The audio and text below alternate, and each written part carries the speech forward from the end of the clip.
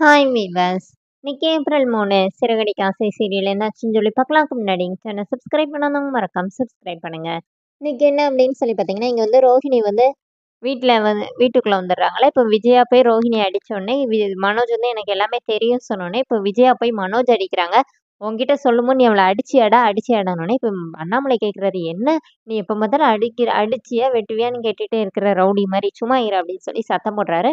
அப்புறமா மனோஜ் என்ன சொல்றாருன்னா, ஆமா எனக்கு தெரியும் அப்படின்னோடனே, இப்ப எல்லாருமா ரோஹிணி கிட்ட வர்றாங்க. இப்ப ரோஹிணி கிட்ட வந்து, ஏன் நீ இந்த மாரி பொய் சொன்ன? அதுக்கான காரணத்த சொல்லுனோனே, இப்போ ரோஹிணி வந்து உண்மையும் பொய்யும் கலந்த ஒரு ஸ்டோரி சொல்றாங்க. இந்த மாரி நான் வந்து உண்மையாவே மலேசியாவுலருந்து தான் வந்தேன். எங்க அப்பா வந்து நான் சின்ன வயசா இருக்கும்போதே வேற ஒரு பொண்ணு கூட போயிட்டாரு. அவங்கள நெனச்சு ஸ்ட்ரெஸ்ல எங்க அம்மா வேற இறந்து போயிட்டாங்க.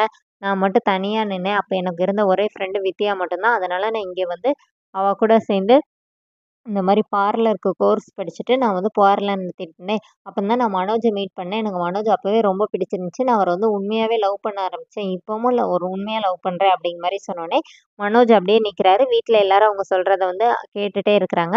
அப்புறமா வந்து மனோஜ வந்து கல்யாணம் பண்ணி அப்புறம் தான் ஒரு நாள் வந்து பார்வதி ஆன்டி வீட்ல வந்து ஆன்டிய பார்த்தேன். அவங்க தான் மனோஜோட அம்மான்னு எனக்கு அப்புறமா தான் தெரியும். ஆனா அவங்க வந்து அவங்க பையனுக்கு வந்து பெரிய பணக்கார வீட்டு பொண்ணா வேணும்னு சொல்லி எதிர்பார்த்துட்டு இருந்தாங்க.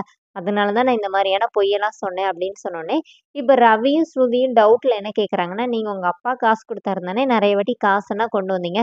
அதெல்லாம் எப்படின்னோனே, நான் என் பார்லர வித்துட்டேன் அப்படின்னோனே, இப்ப விஜய் அப்படியே டென்ஷன் ஆகி, அப்ப நீ வந்து மாசம் சம்பளம் தான் வாங்குறியா நீயும்? அப்போ உனக்கு ஒண்ணுமே இல்லையா? உனக்கு எதுவுமே இல்லையா? மீனா கூட இப்ப பரவால்ல. என்னமோ டெக்கரேஷன் அது இதுன்னு போய் சம்பாதிக்கிறா. நீ வந்து மாச சம்பளம் தான் வாங்குறியா? அப்படி சொல்லிட்டு விஜயாவால தாங்கவே முடியல. அப்போனே மீனா என்ன சொல்றாங்கன்னா, இந்த மாரி எல்லாரையும் இதா பேசாதீங்க அத்த அப்படிங்கிற மாரி சொன்னோனே, இப்ப விஜயா வந்து மீனாவ திட்டுறாங்க. "நீ வாய மூடிட்டு சும்மா இருக்க மாட்ட" அப்படின்னோனே, ஐயோ! எல்லாம் போச்சே அப்படிங்கிற மாரி விஜயா டென்ஷன் ஆகுறாங்க. சரி இப்போ உங்க அப்பா தான் எங்க இருக்கிறாருன்னோனே, இல்ல அவரு எங்க இருக்கிறாருன்னு எனக்கு தெரியாது. அவர் இடையில இறந்துட்டாருங்கிற நியூஸ் மட்டும் எனக்கு வந்துச்சுன்னோனே, அந்த ஃபோட்டோ ஆமா அது எங்க அப்பா தான்னோனே, இப்ப இது ரொம்ப முக்கியம்னு சொல்லிட்டு விஜயா வேற திட்டுறாங்க மீனாவ. விஜயா தான் அப்பாவ பத்தி கேட்குறாங்க. ஏன்னா அதுல இருந்தாச்சும் சொத்து வருமான்னு. ஆனா அவங்க இறந்துட்டாங்க அப்படின்னோனே, இப்ப விஜயா பயங்கர டென்ஷன் ஆகுறாங்க. அப்ப பாட்டி என்ன சொல்றாங்கன்னா, இதுல உனக்கும் தான் பங்கு இருக்குது. நீ இந்த மாரி இருக்கிறன்னு சொல்லி அவளுக்கு தெரிஞ்சனால தான் அவ இந்த மாரி பொய் சொல்லியிருக்கிறா அப்படிங்கிற மாரி பாட்டி வந்து விஜயாவையும் திட்டுறாங்க. திட்டிட்டு, சரி எல்லாம் இத தவிர வேற ஏதாவது எங்கள்ட்ட சொல்ல வேண்டியது இருக்கான்னு அண்ணாமலை கேட்குறாரு. இல்ல நான் எல்லாத்தையுமே சொல்லிட்டேன். நான் சொன்னது எல்லாமே உண்மைதான் அப்படின்னோனே, அப்புறமா இந்த சத்தியம் பண்றதுக்காக தட்டு எடுத்துட்டு வந்து சத்தியம் பண்ண சொல்றாங்க. அதோட என்னோட எபிசோட் ரன் பண்ணிட்டாங்க. இப்போ ரோஹிணி வந்து நான் எல்லா உண்மையும் நான் சொல்லிட்டேன் அப்படிங்கிற மாரி சத்தியம் பண்ணிடுறாங்க. பண்ணிட்டு ரூம்குள்ள போறாங்க. ரூம் டோர சாத்த போகும்போது அங்க நின்னு மீனாவையும், முத்துவையும் மொறச்சு பார்த்துட்டே நிக்கிறாங்க.